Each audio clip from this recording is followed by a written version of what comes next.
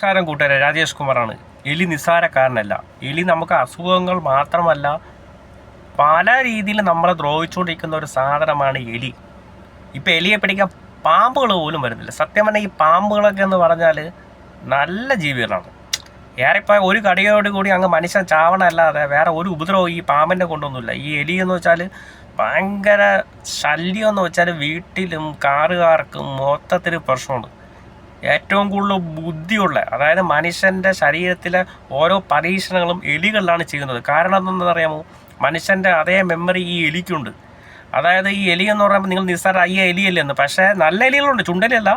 സാധാരണ ഈ കുറേ ബുദ്ധിമാനെന്ന് വെച്ചാൽ ഭയങ്കര തലയുള്ള ഈ സാധനങ്ങളാണ് ഈ എലികൾ. നടന്ന സംഭവമാണ്. അതായത് ഈ പുതിയ കാറൊക്കെ എടുത്തിട്ട് ഈ wiring kit, fuel tank, fuse, sensor, main പോയിന്റിലേ ഇത് കടിക്കുള്ളൂ. മനസ്സിലാവുന്നുണ്ടോ? പിന്നെ അകത്ത് കയറി സീറ്റ് കവറ്, സീറ്റ് ബെൽറ്റ്, അതായത് ഇതിന് വേണമെങ്കിൽ വേറെ ഓപ്ഷൻ ഉണ്ട്, വേറെ കടിക്കാനുള്ള ഓപ്ഷൻ ഉണ്ട്. പക്ഷേ ഇത് മെയിൻ സാധനങ്ങൾ നിങ്ങളൊന്ന് ഓർത്ത് വയ്ക്കണം. പുതിയ വണ്ടിയൊക്കെ വാങ്ങിച്ചിട്ട് ഈ വയറിങ് കിറ്റും ഇതൊക്കെ കൊണ്ട് ഷോറൂമിൽ ലിഫ്റ്റ് ചെയ്ത് കൊണ്ടുപോകുന്ന ഒരു രംഗം ആലോചിച്ച് നോക്കിയാണ്. ഭയങ്കര ശല്യമാണ്. ഞാൻ എലിയെക്കുറിച്ച് ഒരു വീഡിയോ ചെയ്തിട്ടുണ്ട്. ഈ കാറുകൾ ഉള്ളവർക്ക് എലിയുടെ ശല്യത്തിൽ നിന്ന് മുക്തി നേടാനുള്ള ഒരു ഓപ്ഷൻ ഞാൻ സെർച്ച് ചെയ്തുകൊണ്ടിരിക്കുകയാണ്. മിക്കവാറും അടുത്ത മാസം അത് ഓക്കെ ആവും. അങ്ങനെയാണെങ്കിൽ ആ പ്രോഡക്റ്റ് ഞാൻ നിങ്ങളെ പരിചയപ്പെടുത്തും. അത് നമ്മൾ കാറിൽ അപ്ലൈ ചെയ്യണമെങ്കിൽ എലിയുടെ ശല്യത്തിൽ നിന്ന് പൂർണ്ണമായിട്ട് നമുക്ക് ഒഴിവാക്കാൻ സാധിക്കും. ഈ എലിയെ തുരത്താൻ വേണ്ടി പൂച്ചയെ വളർത്തി, പൂച്ച കാറിൻ്റെ അടുത്ത് നിന്ന് പൂച്ചയെ പിടിക്കാൻ പട്ടി വന്നു. അങ്ങനെ ഇവർ തമ്മിൽ ആക്രമിച്ച് വണ്ടിക്കകത്തുള്ള മൊത്തം പ്രശ്നങ്ങളൊക്കെ നടന്ന സംഭവങ്ങൾ ഉണ്ടായിട്ടുണ്ട്.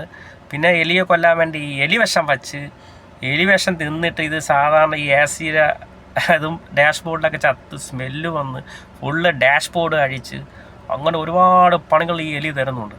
പിന്നെ വീട്ടിലെ ശല്യം, ഗ്രൈൻഡറിൻ്റെ വയറ് അത് സോൾഡർ ചെയ്യാൻ പറ്റില്ല, അത് മൊത്തം സെറ്റോടെ മാറ്റണം. ഫ്രിഡ്ജിൻ്റെ ആഹാര സാധനങ്ങൾ മൊത്തം ശല്യമാണ്. അങ്ങനെ വീട്ടിൽ എൻ്റെ അമ്മ എലി വിഷം വെച്ചു, എലിയുടെ കേക്ക് അത് കഴിച്ചു. അതിൻ്റെ കവറോടെ ഇത് എടുത്തുകൊണ്ട് പോയി. ഇതെടുത്തുകൊണ്ട് പോയ ശേഷം ഭയങ്കര ആക്രമണ മൈൻഡുള്ള ഒരു സംഭവമായിട്ട് മാറി.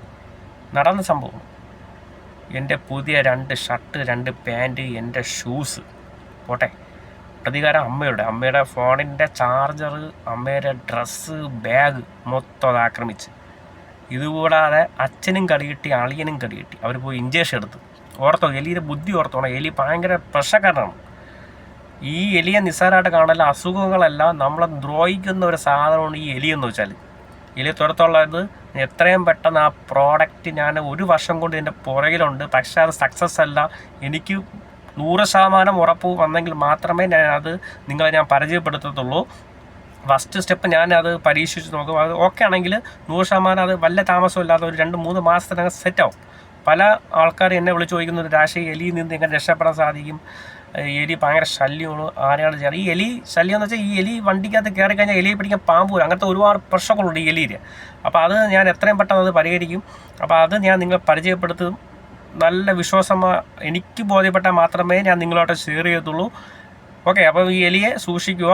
എലി വിഷവും കാര്യങ്ങളൊക്കെ വച്ച് കഴിഞ്ഞാൽ അത് ചാവേം പോലും ഇല്ലാന്നേ. അത് ഭയങ്കര ആക്രമസക്തനായിട്ട് പ്രതികാരം പോലെ എലി ചെയ്യും. എന്ന് വെച്ചാൽ മനുഷ്യൻ്റെ പരീക്ഷണങ്ങൾ എലികളിൽ ചെയ്യണമെന്ന് വെച്ചാൽ മനസ്സിലായോ? അപ്പോൾ അത്രത്തോളം മൈൻഡുള്ള ഒരു വ്യക്തികളാണ്, ഈ ജീവിയാണ് ഈ എലി എന്ന് പറഞ്ഞത്. ഓക്കെ കൂട്ടരെ, അപ്പം ഞാനത് ആ പ്രോഡക്റ്റ് സെറ്റായിട്ട് ഞാൻ നിങ്ങളെ പരിചയപ്പെടുത്തുന്നതാണ്. Okay, thank you.